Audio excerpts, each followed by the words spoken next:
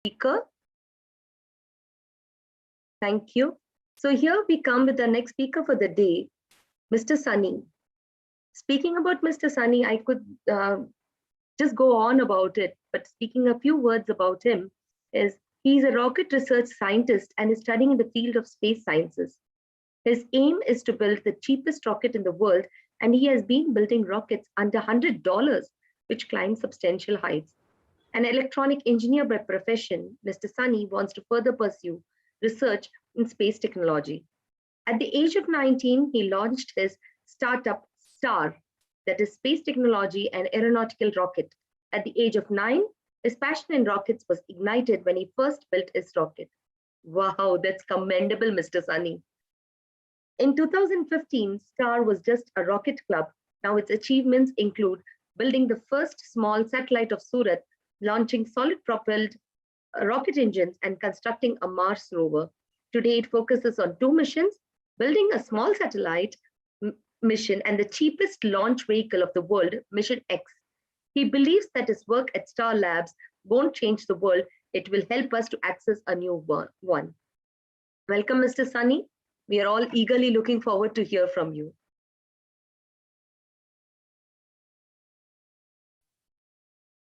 Just a second. Am I audible now? Yes. Okay. Thank you so much for the wonderful introduction. Hello, everyone.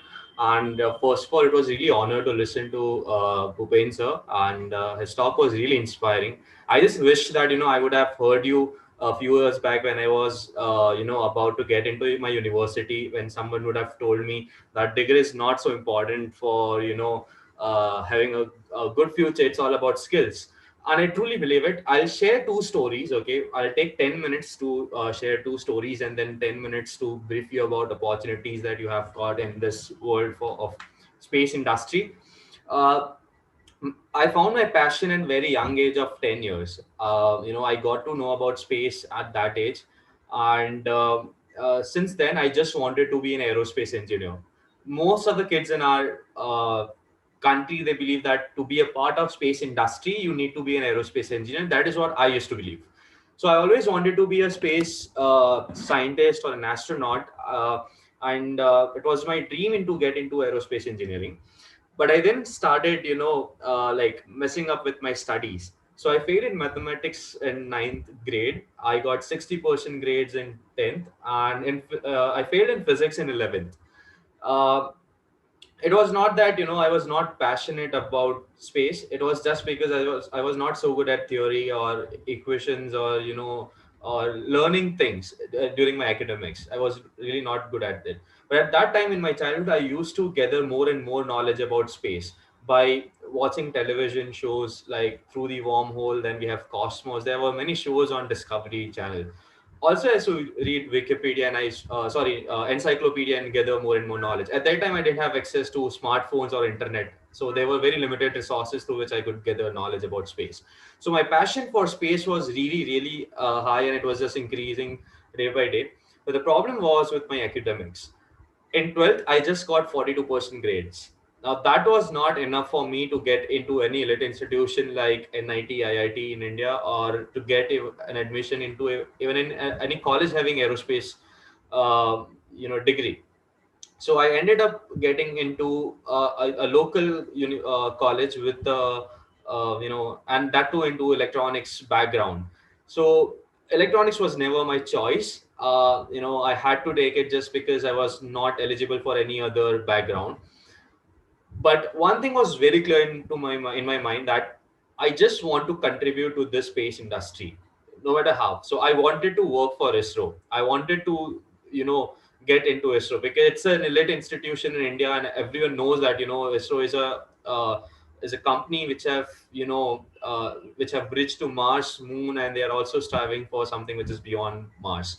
So I always wanted to be a part of ISRO. First 2 semesters, I studied really well. I was a good student. Third semester, I got a backlog, and then it becomes a legacy. Once you get a backlog in engineering, and then it becomes a legacy for you. And that is what happened with me. And that was the reason for backlogs, was not that I was just missing my lectures and going out with friends. The reason was I used to sit in laboratory with my sir, and I used to study more about space because I was only interested into things which were related to space and nothing which was related to electronics at that time. My main focus was that. So the thing is, I was completely messing up with my studies.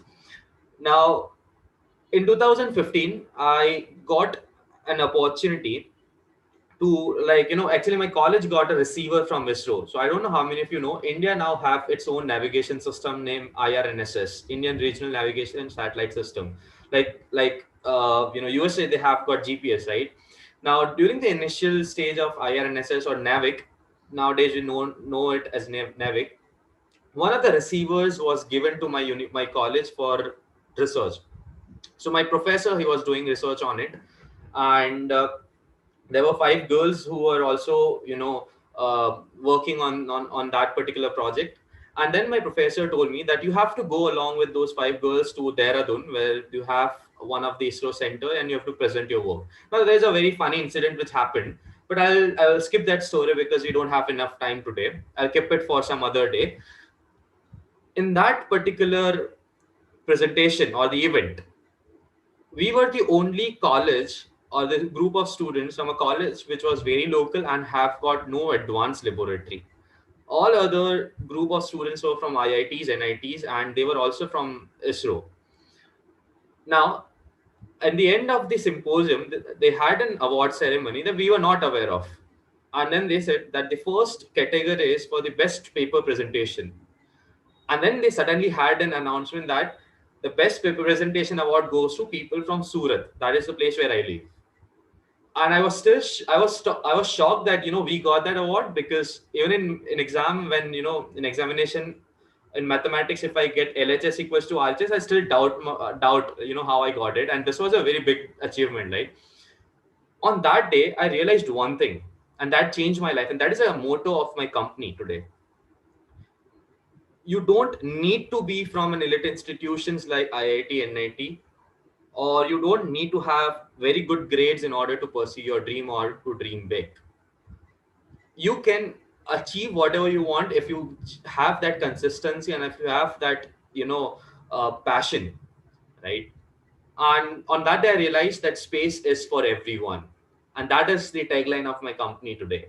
So that was the day I realized. Right? The second story, I already mentioned that I wanted to work for ISRO. In 2015, I went there for the very first time when I was a student for an industrial visit. And I entered the campus. I was there with my seniors. And then, there was an ISRO scientist who was showing all the rocket models, the satellite models. And, he was a really great person. Now, at the end of the whole exhibition, they told us to ask questions, and I was not there for a certificate. I was literally there to learn many things and to just find out a way to get into ISRO. So I raised my hand and I asked a question: how to get into ISRO? And he said, to get into ISRO, you need to have a very good academic performance. And I had two backlogs in the same semester. The only thing came in my mind at that time was I asked the wrong question. I was totally depressed, because just imagine a person having a dream of working for an institute since childhood, and now that person gets to know that you are not even eligible to apply for that. Right? Now, what happened is, just 2 years later, in 2017, we were running a club in a college campus, and it just got converted in a startup. We started taking all things commercial. I just got a call from a person, and he had a really heavy voice, and then he was just asking about my company Star, and he said that what kind of rockets you make. I said that we make model rockets, which are small scale rockets. You can fly them and test them for a few hundred meters. He said that, do you know who am I? I said no. He said that I am the director of Vikram Sarabhai Space Exhibition. And I'm calling you just because in next month we are going to have the 50th anniversary of ISRO's first rocket launch, and we would like to invite you to our campus to launch rockets and to show it to students. Now, I visited the same place, but this time it was like we were serving ISRO, and that was a very different feeling that we were having. It's so one thing I learned at that moment. when you are very new or when you're a student, you dream for something, right? And you, when you don't achieve it, you get depressed. But if you just keep working hard, right, and if you just keep striving for whatever you want, you can achieve more than that. And that is what we have done. I'll just brief you what we are doing today, and then we'll be sharing few opportunities that you have, and then I'll open the session for questions, because usually in my sessions I keep it very interactive and I try keeping them funny, but today I have no jokes. I don't know why. Okay. Now, the thing is, I run a company named Star. It got started in 2015 as a rocket club in a college campus. In 2017, we started working or, towards commercial rockets and also small scale satellites. Now, what happened is in 2016, we went through different schools and universities to take permission to conduct workshops. I went through 44 schools and colleges, and only 3 schools they gave me the permission to conduct the seminar. That too because I studied in those schools. The only question I was asked was, when I used to go there to ask to get the permission to interact with student, the only question I was asked was, "Do you have an experience of working with ISRO?" So one thing that people in India had at that moment, that if you are working in space industry, you have to be somehow be connected to ISRO, right? So I had to change that perspective, that you can belong to a private entity and still contribute to this industry. You don't need to be from an elite institution every time. In 2017, we started working towards building model rockets, and at that time, it was difficult for us because in India you don't find the components to build these rockets, and we had to build them everything from scratch, and we were not funded. Like, we are still not funded. I don't know how many of you know, Star is one of the few companies in the world which got started with a 0 rupee investment and is still running without taking any government grant or investors' money. We have also not put our own money into this venture. Now, it's a profitable business right now. Second, in 2017, when we started working towards this, the great challenge I had to take is, I had to make space accessible to everyone. When I say this, we get people on board in our team who work with us. We don't discriminate people based on their gender, based on their nationality, based on their color, based on their grades or financial condition. If you are really passionate, you can get on board. We never ask for resumes and CVs while hiring people. We just talk to them, and if we feel that they are really passionate, we get them on board. Now, in 2018, we started getting some recognition. We were invited by TEDx, Joe Stocks, and other platforms through which we reached out to millions of people across the globe. In 2019, we started focusing towards building commercial launch vehicles. So right now, we are working on a launch vehicle which can carry a small scale satellite to low Earth orbit. So 2019 and 20 were really good for us because we were able to reach out to 18,000 plus students across 18 plus countries. So there was a time when people had to go out of the country to do their masters in aerospace, but now and their parents have to take loans, right? And then it becomes difficult for them to leave, right? So what for us the purpose was to retain our talent that we have got in our country. And then just 2 days back we had an announcement, and that was about our new rocket that we are launching. It's Kalam. Now we all know Dr. APJ Abdul Kalam. Kalam sir always wanted to, contribute in science and also help students. And one question I would like to ask is, how many of you know, if you really want, you can raise your hand. I can see a few people on my screen. How many of you, if you get a chance to build a small satellite and put there in space at a very low cost, getting space accessible in just 5,000 to 10,000 Indian rupee, would go for it? Most of you. Thank you so much for raising your hand. So I had a vision of making a rocket which is dedicated for students community, and which can carry your satellite there in space and also get it back for you. So we don't want to deploy your satellite in space. It would give you 6 minutes of zero gravity experience and return back your satellite to you so that you can make some minor modifications and send it again and also recover it again. It's 100% reusable mission. We announced this mission just 2 days back. You can go through our YouTube channel, which is Star Insights. The design is out there. We have started and we are working on in the NIT Surat campus right now for that particular mission and getting it built. So the first flight is going to be in the year 2023. So that is a vision that we have got, and another vision is to make space education, free of cost and accessible to everyone on this planet. So these are the two things. Now I'll just share you what are the opportunities that you people have got. In 2015, when I started a space education based company in India, I was actually asked by many people to shut it down because they said that this is never going to work. Because if you see any other domain, you have a king there. You have, for social media, you have a king. For digital marketing, you have a king. For cloud computing, you have a king. For rocket companies, you have a king. You don't have a single name or a king for space education in the world. Do you even know a company which is into space education in the world, which is a brand? Not a single company. But one thing is fact, that every other kid on our planet want to be a scientist, a space scientist, or an astronaut. At least in their childhood, they get fascinated by space, right? But they just compromise because they don't get like opportunities. So that's the reason, I started this company, and it's going really good. And we have, as I mentioned, we have already launched 60 plus high powered rockets successfully, and right now working on a sounding rocket named Kalam, scheduled to be launched in the year 2023. And just hoping that any one of you, if you build a satellite, and also you need money to build satellite, right? So how students can get money? We as a company helps you out for crowdfunding.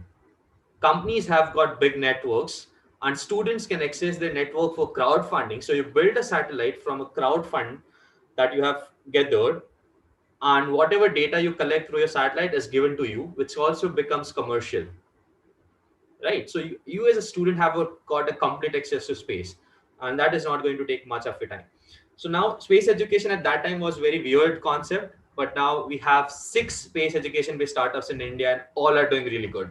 That means you have requirement of space education. Second, technologies like 3D printing and 4D printing. So 3D printing is something which we all know. In 4D printing is something which we not all of us know.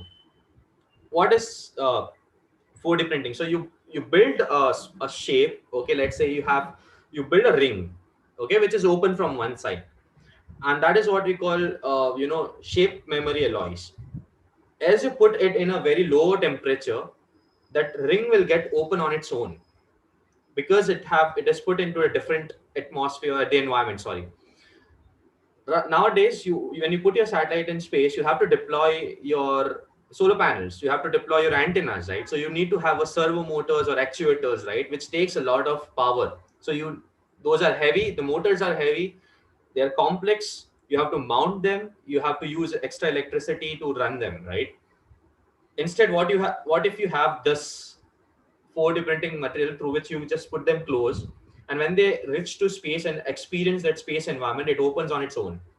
You don't need an actuator, you don't need to use electronic powers, they will just get open on their own, right? So that is one more thing. 3D printing for Mars. If you build printers which can use Martian soil to actually print tools or machines there, or your domes there, right? So if you want to send humans to Mars, you cannot carry all tools and machineries there, right? Instead, what you can do is you can carry just one machine and build everything by 3D printing using Martian soil, right? So that is one more option. Third is by building satellite platforms for students. So I came across this company, we collaborated with them. It's Exodus Orbitals. What they do is they have got satellite hardware in space, which is an empty hardware, no software inside it. You as student, if you want to perform an experiment in space, you don't need to build your satellite and launch there. You can upload your software by just sitting at your home, and experiments would carry on their own in space, and then you can get that satellite for rent.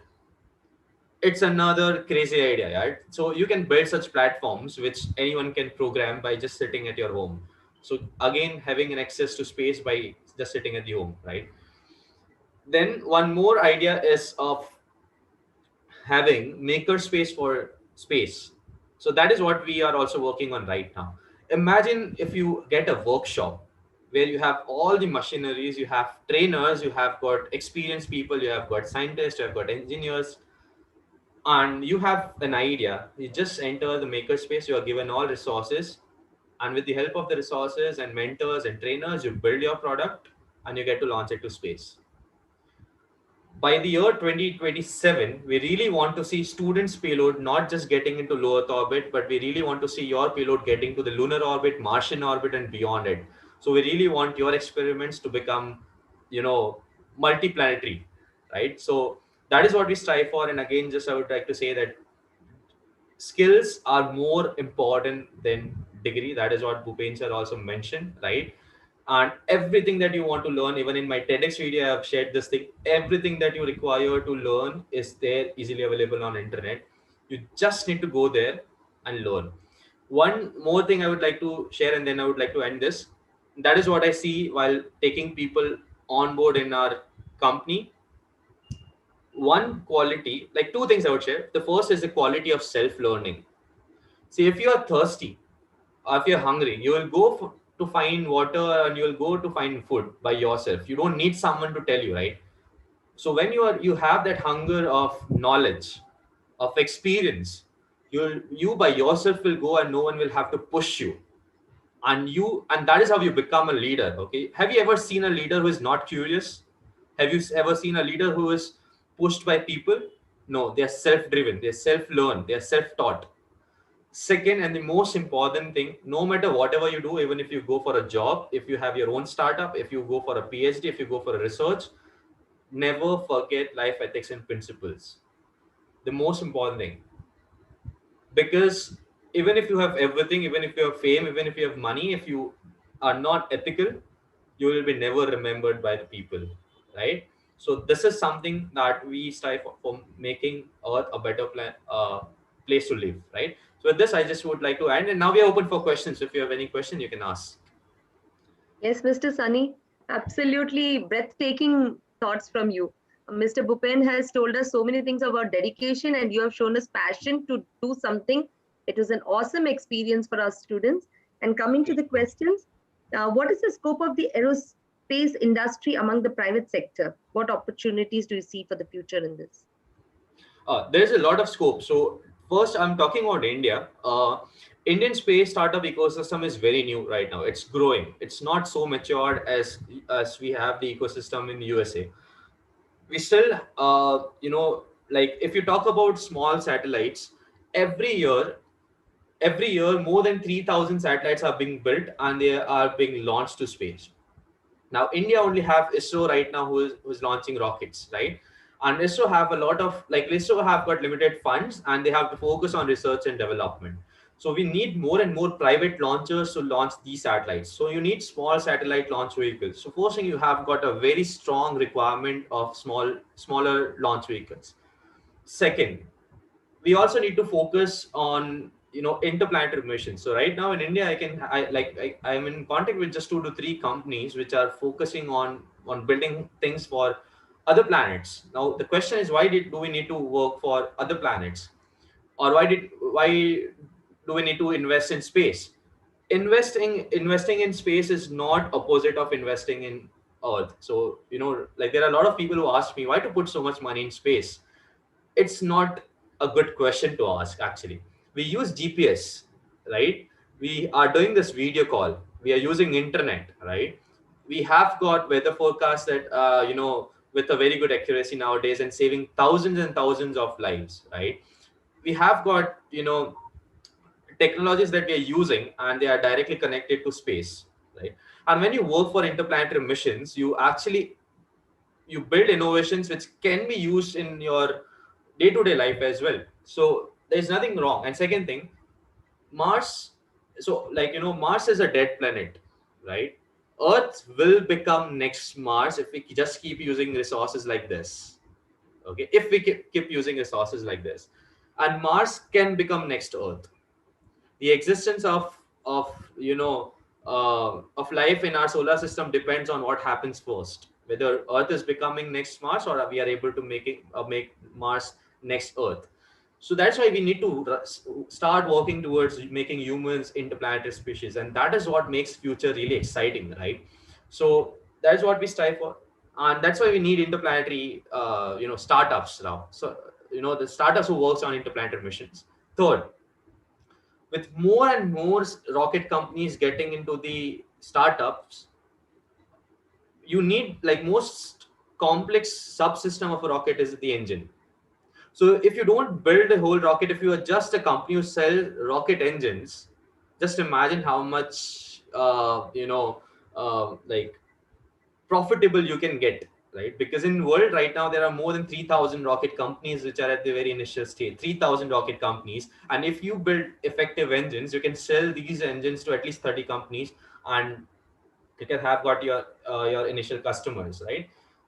So that is where one more option is. And last thing I would share is, if you are not focusing on building the whole space stack, but if you just build few components, find out what things are being outsourced by your government space companies and start building them in your country. So let's say if you talk about India, if government is getting electronics from outside, like ISRO is getting, giving example, right? If ISRO is buying electronics from other countries, let's start building it in India. That would drop down the mission cost, also increase the employment opportunities in the country, right? So find out what things are being outsourced, right? Talk to people there, and then you will definitely be able to serve the space industry in your country. Okay, there's one more interesting question. Is it necessary to have an astrophysics degree to become an aerospace engineer? Or can we become an astrophysicist if we have studied and worked as an aerospace engineer? It's complementing each other.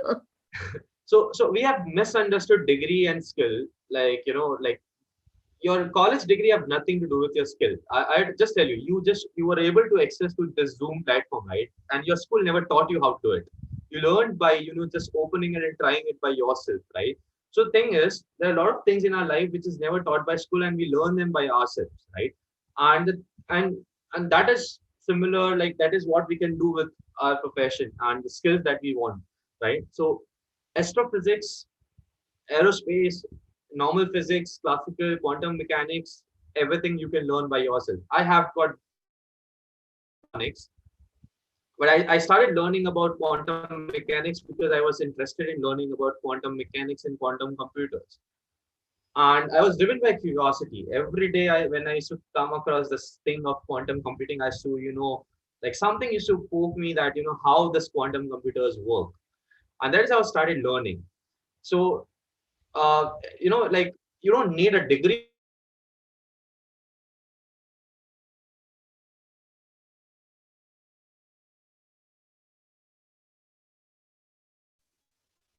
Mars mission, which was conducted by NASA, the lander which was landed on Mars, they used 11th physics to land it.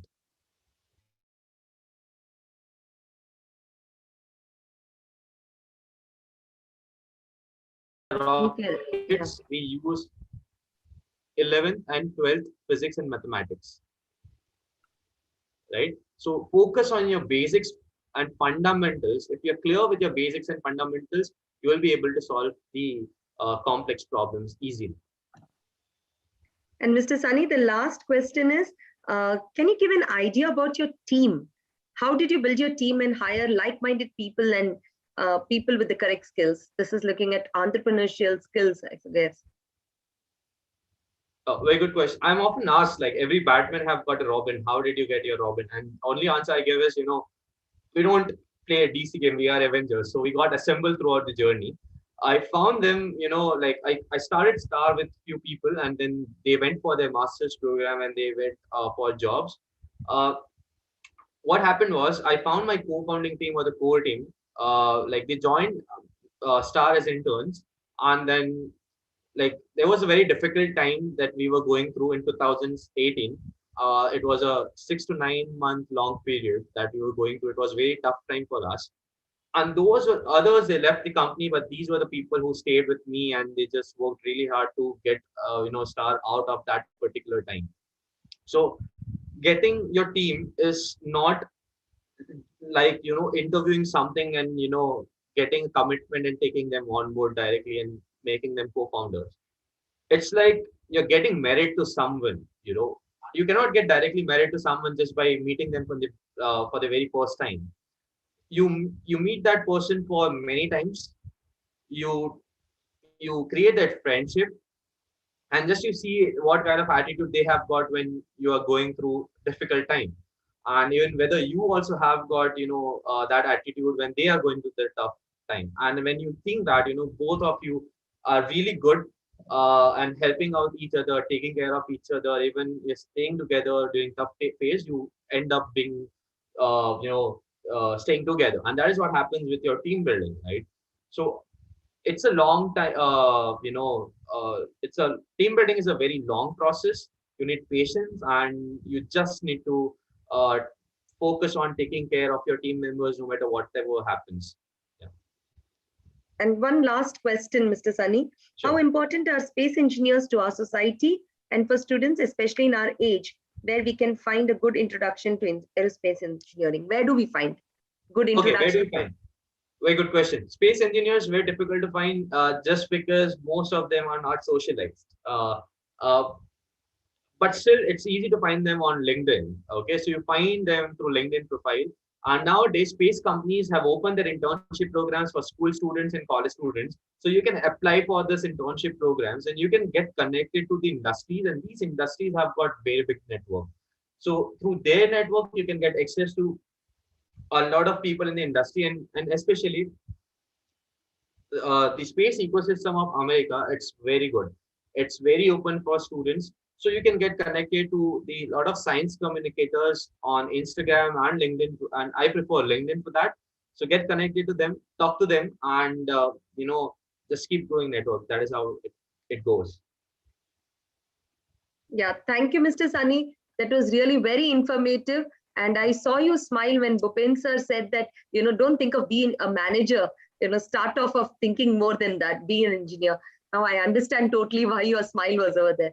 Thank you so much for participating Pleasure. with us and being with the SIF family is very thankful to you. Thank you so much for the wonderful opportunity. Thank you. Yeah, we move on to a third speaker for the day, and that's Mr. Krishna. Good evening, Mr. Krishna. Hey, good evening. Yeah, speaking about Mr. Krishna, he's a chartered accountant and serial entrepreneur from California, USA, and has successfully grown his startup ventures in technology and healthcare from inception to exit.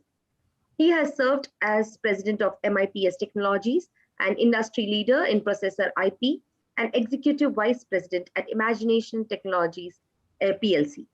His startup, HelloSoft Inc., a telephony IP company, was acquired by Imagination, a London Stock Exchange public corporation, in 2010. His healthcare venture, Radion Inc. and Derm-Ebex, was acquired by ICAD, a publicly traded US corporation, in 2014. He was also CFO at ZSP, where he has involved through its entire life cycle, start to exit, including fundraising from seed to venture funds. His background includes extensive public accounting, AF Ferguson and Company, affiliates of KPMG, and major corporate experience with industrial specialization in healthcare technology, telecommunication, biotechnology, and information technology. He has served as board advisor and board member at various technology companies. Good evening, Mr. Krishna. We're looking forward to hear a lot of information from you. Good evening and good evening. I'm here from California. It's morning here, and Yeah, sorry, good morning. just kidding. And thank you for giving me the opportunity. And I really liked the earlier two speakers, and obviously uh, part of technology. But I'm looking. The organizers of this program asked me to speak about career options for commerce students, and that's what I'm going to focus on. And the popular streams of career options still continue to be only three. It's technology, which is engineering and compute. Then you have life sciences, which is like medical, biology, and the other sorts. And then you have business, where you have commerce, economics, statistics, and humanities. So, as a chartered accountant, I'm going to give you my perspective of what I think the opportunities are for commerce students, and my conversation is going to be I'd like to share my experiences with you, and I'll keep my conversation around a few areas, which is like what are the attributes you need for to be successful in business, what are the career options that you have as a commerce student, and what are the industries that you can do reach work in. And lastly, we'll talk about where what are the emerging trends in technology and in finance, and the culmination, the boiling pot of all this. So I'm going to share some slides with you so that you can give me a second. Oh, it's very slow. I'm not able to even move my mouse. Okay. If you need a help, our team can do that. No, Shall I ask someone? can you see my slides? Yeah, I will ask our team to. Veji, can you do that? If I I'm send you just the sharing my slide? slides. 1 second. Can you see it? Yeah, fine. Okay. So we'll keep our conversation to a few slides, so that what I'll do is this helps us, keep the narrative. At the same time, we can talk about what are the future emerging trends. So let's see. If you look at the first, what are the attributes that one needs to be successful? So as young students, you guys must be thinking, when you hear about all this technology, you talk about cloud computing, you talk about space. This looks very boring, right? And business and comes last, because the least amount of innovation happens in business side of things, while most innovation happens in technology and the exciting things in life. So, in order to be successful in business, I'll tell you how business culminates into technology, because that's where my experience comes in. So, you need basic mathematical skills. When I talk about mathematical skills, we're not talking about calculus and differentiation. Just simple mathematical skills that helps you make decisions on simple things. Do I buy? Do I sell? Do I do this? What does it take to make this item? Is it good for me to invest in this area? So those kind of skills come from basic mathematics. Then you need attention to details, which you do every day. There's nothing that you guys don't know. It's just the real life extension is nothing but your school life. So if you look at, when you prepare for your exam, you look at details, right? What you study, the previous question papers, you look at what questions are likely to come. You do all that. You go into details, and when you make a presentation, you make sure the fonts are right. So the attention to details is what you will still continue to do post your education. Technology is a part of life today. You just cannot do away with technology. Everything is in your, from this Zoom meeting to your what you have in your phone, to everything is technology. So what's happening is we have to have an open mind with technology. People in humanities and people in business normally have think that, oh my god, I got to do technology. No, technology is an enabler, and you will find that you'll use your domain expertise through technology for delivering skills. You need to have good communication and writing skills, must, because what happens is you have to state your problem, you have to understand your customer's problem, you communicate that problem to your team to solve it. Whether it is a manager, whether it is by yourself, you need to understand, break a problem into smaller problems. The next thing that you need is research skills. So if you look at your research skills, you're trying to buy a cell phone. What do? Quickly, you check what are the models available. Do you need an Android phone or an iPhone? What is my usage? What is my memory requirements? Do I use pictures? How much do I use pictures? So you do research, and then you buy a phone, and then you decide. That research skill is there. It gets extended to your business skills, because as a venture fund, or as a CFO, or as a thing, you need to keep researching industries. From the research comes analysis, and from analysis comes leadership skills. What happens as a team? You each of us have strengths and weaknesses. So we want to focus on strengths, and we want to bring people together with skills who are complementary and who make it successful. And then you have to make decisions. Hard decisions in life have to be made. You have to make decisions as to do something or not to do something, and the buck stops with you. So these are the basic attributes that you need. So if you have these, which all of you have, there's nothing new that I'm telling here. These are rudimentary. Probably you must be thinking, yeah, I've checked this box off, check this box off, check this box off, and then you're ready to go to the next level. What are the, so I'm like looking at, okay, after your 12th grade, okay, because I'm talking about students who have to make decisions. What do I do? When do I make that decision? So there is no time that you can follow your passion. You can do anything you want, and I'm just focusing on what opportunities are there. So if you look at the whole scale of things, you start with a baseline of some, whether it's commerce, whether it's economics, whether it's statistics. You start with a graduation where you are making the foundation of your whole structure. After you've done this, you have the choices to build the superstructures on top of it. Whether it's, if you can choose between being a MBA, being a chartered accountant, being a company secretary, being a bachelor of law or a ML or whatever, master of law and certified financial planner or whatever. So these are the opportunities that you have in terms of basic professional courses. After you've decided, because each course is very different. So if you look at chartered accountancy, it is more about taxation and accounting. If you look at certified financial planning, it is more about finance and planning. And I'll tell you where you guys can make a difference. And when it comes to cost accounting, what does it do? It breaks the cost of so many. If you look at a cell phone or an iPhone or anything, there are probably about 50,000 parts that go into it. So you need to actually the cost manage the whole thing. So Apple is successful in bringing their bomb to less than $100. So that's what they keep it. And they sell the product at about $800. So you can see the kind of profits that they make. So you need to see, so that the cost and management accountant, which is called the ICWA or whatever you call it there, that those people actually break things down to the cost level. And then you have things like the world is now becoming this foreign, you have foreign trade, because the world is a village now. You want to procure something in Russia, sell it in USA. So it's different. So the world is now becoming, the commerce is becoming so large, and the world is becoming a village. So these are basically, and you can also go into hotel management. You have various things to do. You can do anything, because success is, as most of the previous speakers said, is your ability to focus on what you are good at and make sure that you do what you like.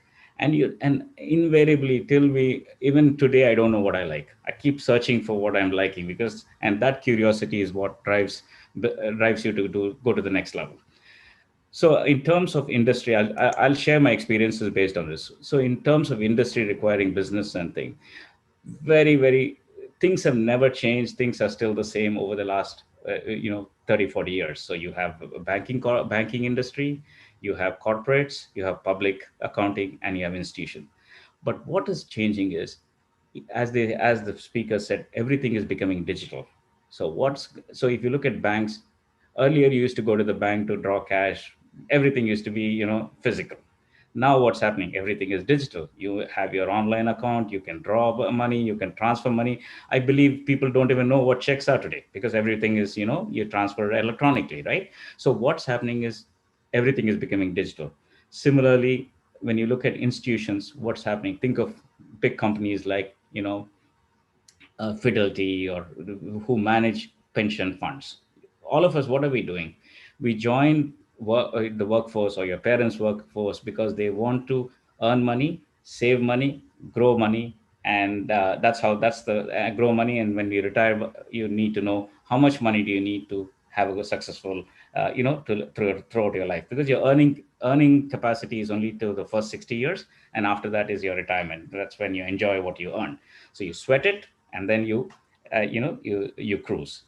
And then you have public accounting companies which do transactions. So what happens is, so many mergers and acquisitions and those things happen nowadays. So everything cannot be built from scratch. So what happens? Public accounting companies give advice as to how to value a company, how do you do a transaction, and those kind of things. And corporates always need finance executives, because if you look at the way technology or life sciences or anything works, you create a technology and that technology is sold for services, money. So like the other the first speaker spoke about, for the Olympics, Japan would have had to spend $100 million in servers. But what did they do? They leased it from AWS or wherever, and they got it for $20 million. So what happens is you have to keep looking at cost to benefit all the time. So that's what is happening. So now let's talk about what are the emerging trends in the business. Okay, so what's happening is if you look at the US, enterprise is always grown from venture funds. So venture capital funds are these private equity, small, these large funds that give small amounts of money for an idea, which is germinating anywhere in the world. In the US, where I live in a place called Silicon Valley, we have the world's best venture funds in the planet. Whether it's a Google, whether it's a Microsoft, whether it's everybody has received some money from somebody, and they've become so large today.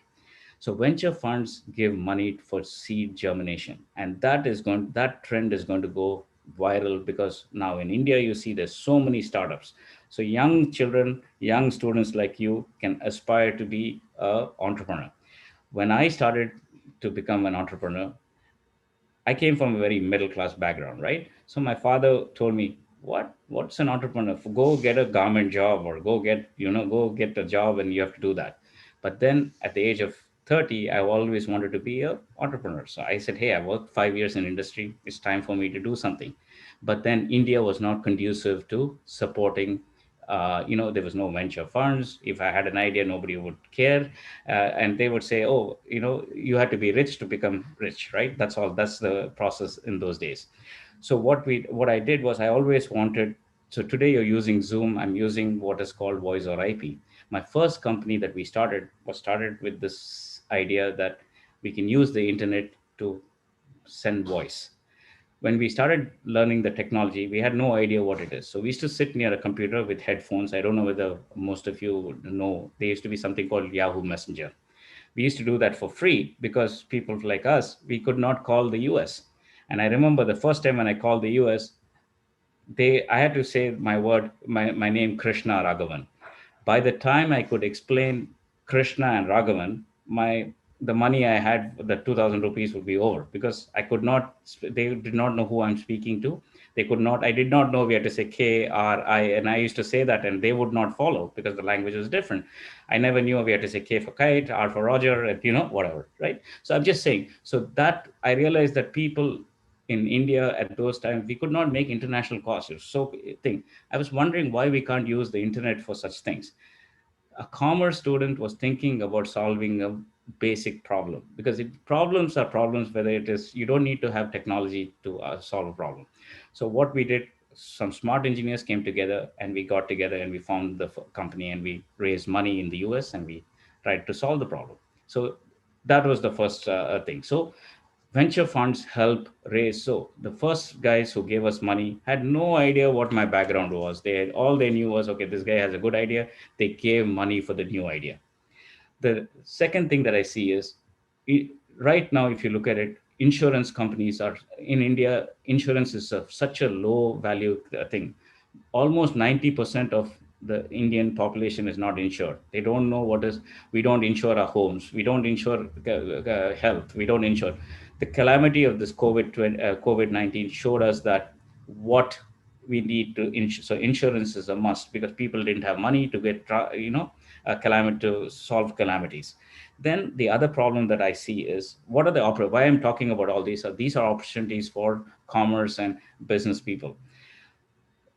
People are becoming older, people are living longer, people are living up to 80, 90 is a very normal thing now. Now what happens is, we do not know how much money we have to save, because you stop working at 60 or 65, but you live till 90. Earlier we used to plan for up to 70, 75. Now it's becoming 90, 90, 100. How do you keep whatever money you have to live through your lifetime? That analysis has to be done by these young smart people using tools which will which will have to talk about life expectancy, how much money is required, what is the inflation. If 100 rupees is there today or $100 is there today, will $100 be enough 30 years from now? What should be the value of that $100 in 30 years for you to make the same amount of lifestyle? So those are the things that so they need wealth planners, they need how much and then the last thing is the global market, right? Everything has become global. So what happens is you buy something in Singapore, sell in US, then what do? You need to know exchange currencies, how do you hedge against currencies, what do you do? Then this new thing that has started, people are talking about new currencies. Oh, dollar is overrated. Why should the whole world be on dollar? Let's move away from dollar. So they started doing what is called cryptocurrencies and bitcoins and all that. Those are the opportunities that the next generation, like kids like you, are going to be actually focusing on. When I was there in 20 years ago, the first private mutual fund was done by me. At that time, mutual funds were these like the Access Bank and HDFC and all that were not there. These are all were not there. In fact, even the the Nifty was not there. So there used to be regional stock exchanges. We used to buy and sell shares there. Value creation was not there. So the CFO of the future is going to be looking at businesses. He's going to not just look at accounting. Accounting is one portion of it, but all this culminates into business. So if you look at Apple, what have they done? They were a hardware company. From being a hardware company, they moved to becoming a apps company. So every time you buy an app, you get $1 from them. They have monetized the whole system, which is all done by finance professionals who tell them how do you charge without hurting the pocketbook. That's what it is. Or whether it's airfares. I don't know whether you remember. Airfares previously used to be any day of the week you can get the same price. Now what did they do? Oh, weekend, increase the price. Weekday, reduce the price. Tuesdays are cheap. So they do all this data analysis that you get. So the finance professional is using technology with data to make more money for the organization. So with that, I'd like to now take questions. Yes, Mr. Krishna, that was a wonderful complementing talk to what we had heard from Mr. Bhupen and Mr. Sunny. You have just given the financial aspect to it also. I'm sure our students had a wonderful session today. Coming to the questions, what is the scope of studying corporate law and what are the various career options available? Absolutely. So corporate law. So with globalization, what's happening is corporate. Everything is a contract. We in America look at litigation as a business, right? So if the corporate law is the basic. So anything that you do, whether it is hiring a carpenter to anything, you have a contract here, you fulfill the contract, you get your money. So what happens is the future for corporate law is very, very high. When you talk of corporate law, it could be compliance, it could be any goods and services, it could be an obligation to a customer. So corporate law is the basis, and it's a great technology. And the help of technology and corporation, because you need to know where to litigate. Okay, do you want to litigate in US? Do you want to litigate in India? Depending on where your company is located, right? You have to decide. Yes, corporate law, the future is very, very good for lawyers. They will, especially in emerging markets, it's a great place to work in. Yeah, I know. And in US, you have the small courts also where it's, so many activities I had seen on the TV sessions also when I visited US. I mean, that's really great to see so much of exposure being given so easily. Correct. Because the obligation is so high. When you say you're going to deliver something, you have to deliver to a certain standard. If that is not met, it does not matter. They protect the consumer in such a way that if I pay $10, I get $10 worth of what I get. You can charge me what you want, but you have to stand behind what you deliver. Next question is it better to do graduation than go for a professional degree or straight go for a professional degree after undergraduation? And that's high school. Yeah, so it's always good. See, you need a foundation, because what happens is, unfortunately, if we are very smart and we can make decisions in the early stage of our life, it's good. Most of the time, at least I never knew what I wanted to study till the end.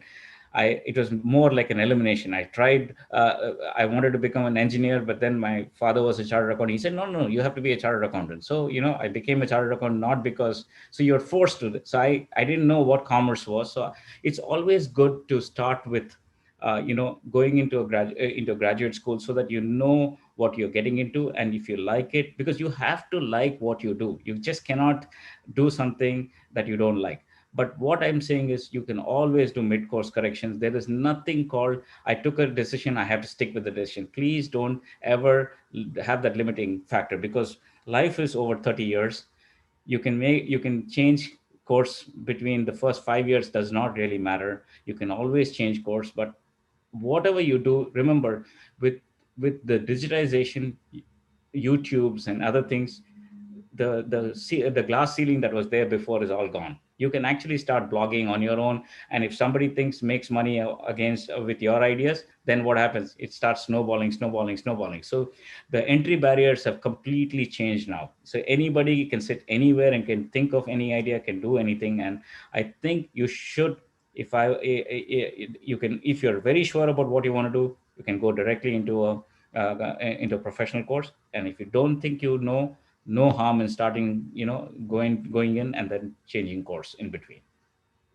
There's our young student who says, I'm in 12th right now. I have a confusion between BCom International Finance and BBA International Finance. I'm not sure which one of these to take. Both are the same, because I'll tell you, it depends. If you are looking to do a professional course like a CF, like a chartered accountancy or something, then you may want to go for BCom. But if you're looking at doing an MBA in marketing, finance, depending on what you want to do, so you can decide based on the career path that you want to choose. Do you want to spend more time as a BBA? You can still start working, but as a BCom, you may need certain additional degrees if you think you need to. So I would pick depending on what your investment levels are on your career, whether you like to spend 5 years or whether you like to spend 3. That's a decision you have to make. Agreed, totally agreed. And one of the questions that comes even to me, is there a difference in studying in a B school, or is it equally valuable if you study a similar course in any reputed or top ranked university? So see, the advantage that you have in a large, if you have a branding behind you, the entry barrier is easier. That's all. Okay, because people think that if you're from a good school like IIT, what happens? The threshold is very high. You have only 2,000 people getting in, so therefore you know that you are one of the 2,000. So they tend to treat you a little easier. That's all. Actually, the grill is the same. Does not make a difference. It is you. But what happens, you can either decide to work hard in the beginning or work smart later. So you can decide which way. Both ways are right ways, right? It all depends. Some people like the easier way, but I'll tell you something, whatever be the path, whether it's the easier way or think, the roads are the same. One is windy, one is straight. So you decide whichever way you want, but you're going to come to the same place. So I think I would, if I had the opportunity, I'd like to go with a branded school, because you work it hard first itself, then you're time tested, right? You have scars in your back, and it's good. If you are the docile type, not wanting to take risk, you want to just do it the way, because many of them have issues like, do I need to stay in the place where my parents are? There's so many constraints. So I don't think so that should, if so long as you follow your passion, it doesn't matter. Okay, there is one that I'll just take it directly from the chat box. There is our young student who says, I want to get a job as early as possible. Is chartered accountancy a good choice? Absolutely, chartered accountancy is a good choice, but it's a hard choice, right? Because you get a job quickly without fail, so long as you pass. So the question is, if you're determined to pass, job is just waiting for you. Just call me, I'll give you a job. That's very, very gracious of you, Mr. Krishna, to have said that. I'm sure that motivated all our students. Thank you for being so transparent. And like I said earlier, Mr. Bhupen, Mr. Sunny, you have given so many wide and diverse thoughts to our students, and you have complemented it so well. Thank you for joining us, and have a very good day. Thank you. Okay, now students, we have opened our quiz time. Vedji is going to post a question. So are you all ready with your Mentimeter? Vedji. Thank you, Radhika ji. Hello, all. Good evening. I hope you all enjoyed today's session. Personally, this session was one of my favorite as well, because me being a banking industry professional and also a commerce graduate, I can relate so many of things. And the last speech by Krishna sir was also so insightful as well. I hope you all enjoyed well. Before moving on to the results, we as a SIF team also, we were also quite surprised by the last week results.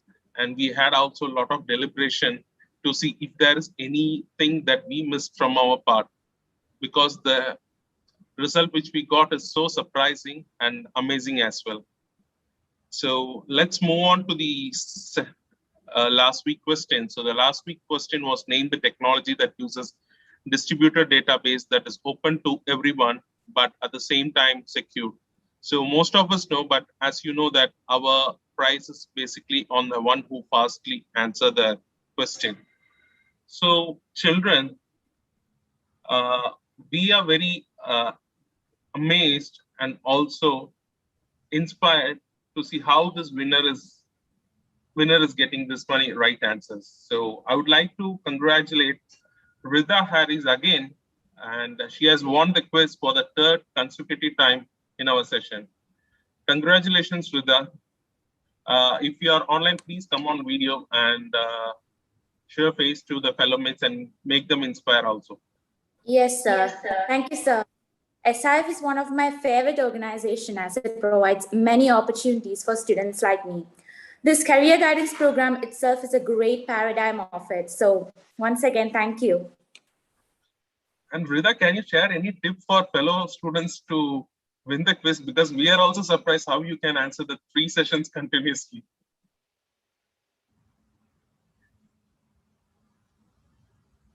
You're on mute, Rida. Can you unmute yourself, please? Yeah, one second.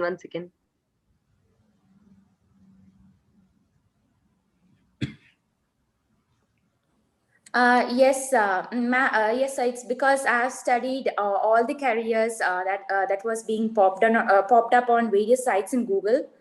So that's how.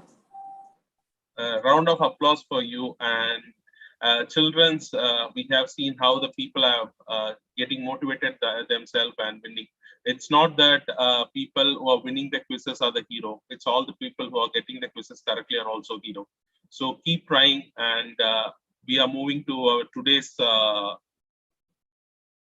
question. So log into your mentee.com, and I'm going to share your code as well. So this is your mentee.com, and here you go with your code. It's 7048. Share my screen as well. Sorry. So here is your code 70480257. As usual, please log in with your name, space, phone number, so that we can track you. And this is going to be our 6th session today, and we have already have 5 sessions completed, and we have announced our 5th session winner as well. I will give you another 45 seconds for all of you to log in, and I can see that almost we have 150 participants. As you should, please log in as soon as possible so that we can close the session.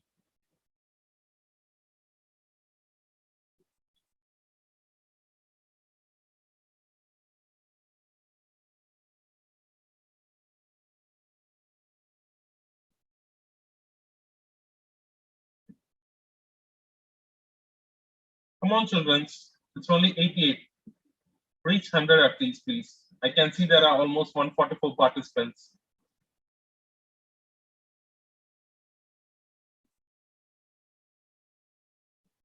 I'll give you another 30 seconds. You can log into mentee.com and you can use this code which is getting displayed.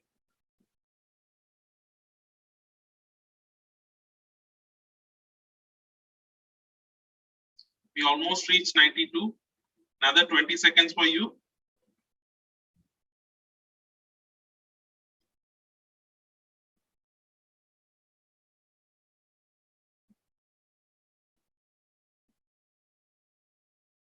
Another 10 seconds before I'm publishing the question.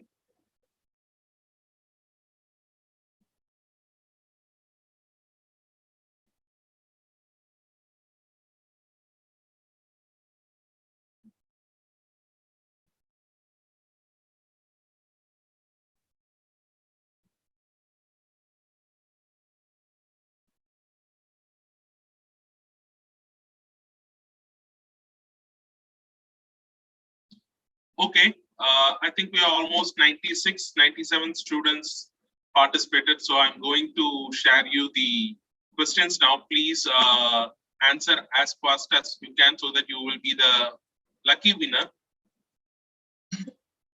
Here you go. A profession related to the study of bones and translate the information to a story.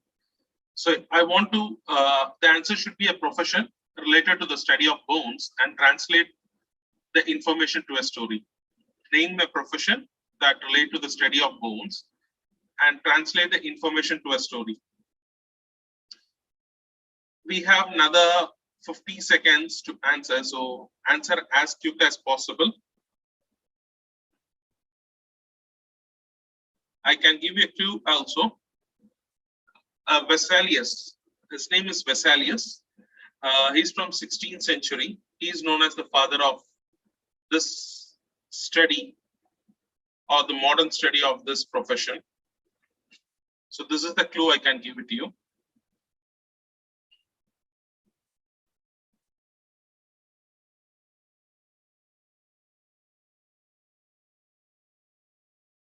We have another 15 seconds, so please hurry up. We have 78 answers.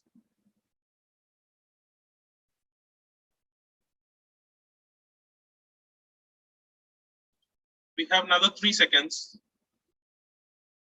Okay, children, thank you for all your participation. Let's see what's the right answer is. The correct answer is osteologist. Wow, so we have got people answering correctly. And osteology is also the study of that. So this is the right answer. And we will see the winner as usual in our next session. Thank you for all your participation, as well as your participation means a lot to us. This also keeps us motivating to do more such sessions and continue our good deeds to the society. Thank you all. Over to Radhika ji. Thank you, Ved ji. That was really interesting. And with every quiz session, I'm sure we are all getting more information and how to look out for more careers. Thank you. And with this, we come to an end of today's session. Once again, on behalf of SIF family, I would like to thank our speakers for the day, Mr. Bhupen, Mr. Sunny, and Mr. Krishna. Thank you very much for participating and being with us today and information with so much of information for our students. Thank you. With that, students, I'm sure you'll be looking forward for the 7th session, the coming Wednesday. Do come and participate and get more information on different careers. Thank you.